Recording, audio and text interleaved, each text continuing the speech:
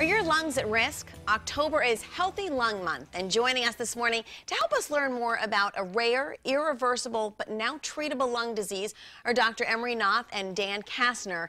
Dan's a patient who was diagnosed with IPF in March 2012. Good morning. Good morning. Good morning. Thank you both for being here this morning.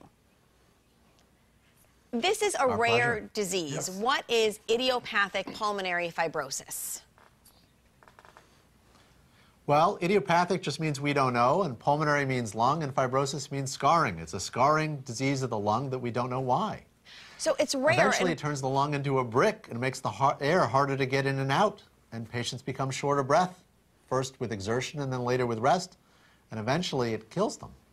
Why does it tend to go undiagnosed or misdiagnosed for such a long period of time? Well, as you pointed out, it's relatively uncommon. And shortness of breath is a very generic complaint, and so there are going to be a variety of other causes that are far more common. So it'll tend to get worked up for other things first, and it's not till you get a CT scan that it really gets appreciated.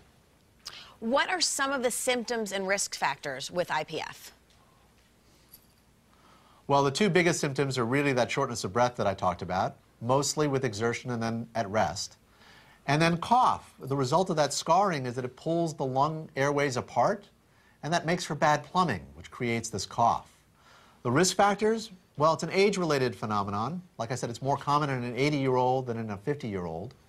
And then there has to be some mechanism of injury to the lung, which is frankly normal in most of us, but things like cigarette smoking or aspiration from reflux, or frankly just living in the industrialized world. So Dan was diagnosed in 2012. What's the prognosis for some of the people that are diagnosed with IPF? Well, you know, classically we reported out as a 50% 3 to 5 year survivorship. The problem with that is it's really variable person to person. A number of people will progress very rapidly over the course of a year or two, and some will stay very stable for a much longer period of time. And the majority actually sits somewhere in the middle, and we really just don't know how fast they're going to go. Dan, can you tell us a little bit about your journey with IPF and how you're doing today? Yeah, as you mentioned, I was discovered in 2012, or diagnosed in 2012, that I had IPF. And the reason that I discovered it was I was hiking with my family at 8,000 feet in Lake Tahoe. And as we started the hike, I immediately was gasping for air. I didn't know what was going on. I knew it was serious. I was very concerned. I walked back to the car and sat there. My family went ahead. Immediately after that trip, I went home, saw a pulmonologist, and I was diagnosed with IPF. And so how are you feeling, and what are some of the treatments that you're going through today? I'm feeling pretty good. I'll let the doctor talk about the treatments. So, you know, the key with treatment is for so many years we had nothing.